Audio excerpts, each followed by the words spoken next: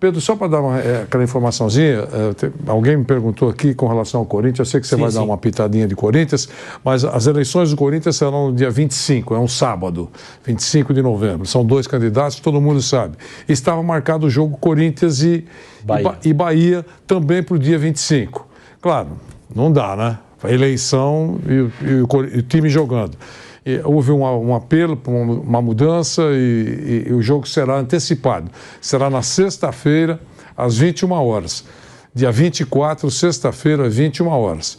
E no sábado, eleições para o novo presidente do Corinthians. Perfeito. E até um jogo que entra nesse contexto, né? Corinthians e Bahia, portanto, passou para sexta-feira, seria no sábado esse jogo, né?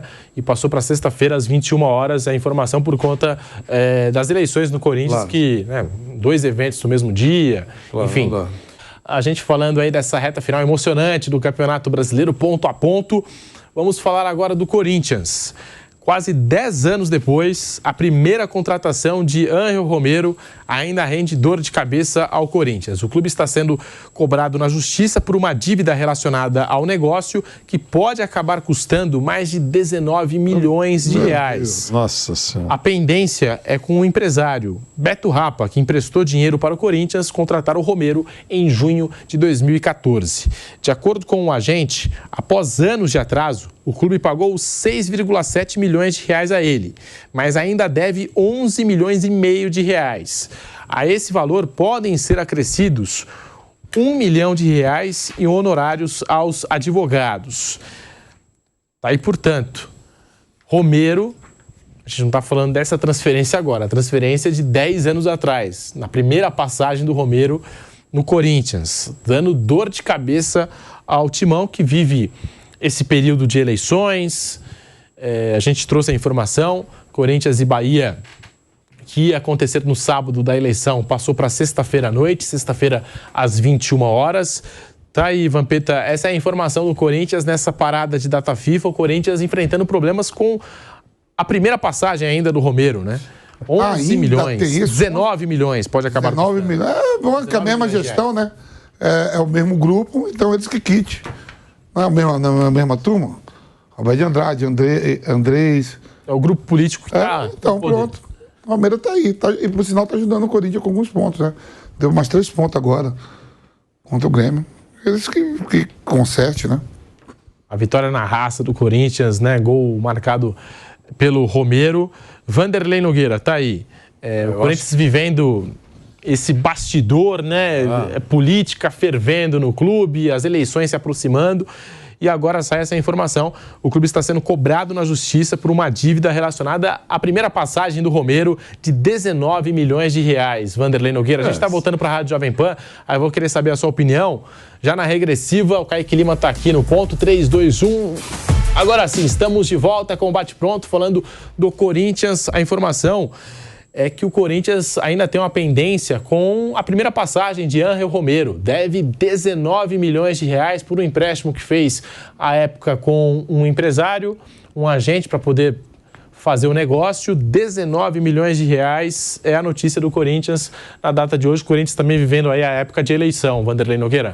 E se essa fosse a única dívida, já seria motivo de grande preocupação. Mas todo mundo sabe que não é verdade, que existe um pacote de dívidas. Eu imagino que seja motivo para tirar a tranquilidade dos 2 candidatos, não é? Porque um dos 2 receberá esse pacotão de problemas quando assumir. O André Negão é o candidato da situação e o Augusto Melo é o candidato da oposição. Então, vamos aguardar. O pepino será deles a partir do dia 1º de janeiro. É isso, a gente falando aqui do Corinthians, venceu o Grêmio fora de casa, resultado importante. Eu vi até a preleção do Mano Menezes, aquilo que a gente sempre comenta, né? Que o time, quando ganha, solta o bastidor. Quando dá certo. Quando dá certo, exatamente. Quando dá certo, solta o bastidor. Geralmente, quando tem uma eliminação, quando perde, nunca tem. Mas isso em todos os times, tá? Isso aí apaga a fita. Isso em todos os times. Mas o Mano Menezes, ele conhece a casa, tinha, né, aquela história, o Mano do Mano, e acho que continua, né? Não tem um torcedor do Corinthians mais empolgado, digamos assim. E bem legal o discurso dele. Vai ser jogo difícil pra gente? Vai, mas pra eles vai ser ainda pior. O Mano Menezes falando na pré-eleição ali do Corinthians. Ele conhece o ambiente, conhece muito bem a fiel torcida. E tá aí. Vitória importante fora de casa. A gente sempre destacou, né? O Corinthians com uma dificuldade enorme para vencer longe da Neoquímica Arena. E uma vitória importante contra o Grêmio, Vampeta. 1-0, gol do Romero. Dá uma tranquilidade, né? O Corinthians sobe ali na tabela. Você falou aí mesmo, vai mudar a data do jogo contra o Bahia. Concorrente direto. Ganhou do Bahia, tá livre de vez. O Bahia que tá numa situação incômoda ali, o Rogério Ceni vai ter que ter trabalho, viu? Falando, o Bahia é um sério candidato, até mais do que o Cruzeiro. O Cruzeiro tem 2 jogos a menos. E a tabela do Bahia, o Bahia tem Corinthians, tem São Paulo, tem Atlético Mineiro e América Mineiro. Verdade. Muito difícil pro Bahia. Só para reforçar o que eu falei ontem, o Corinthians foi prejudicado no jogo. Eu marcaria o pênalti que o Corinthians está reclamando.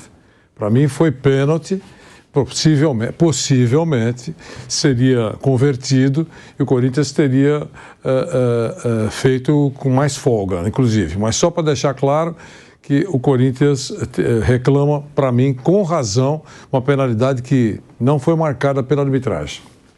E eu concordo, eu também acho que foi pênalti em cima do Matheus Bidu e na sequência do lance, a expulsão do Bruno Mendes, a gente até debateu no programa de ontem, né? Se tivesse marcado o pênalti, não teria acontecido a expulsão, enfim.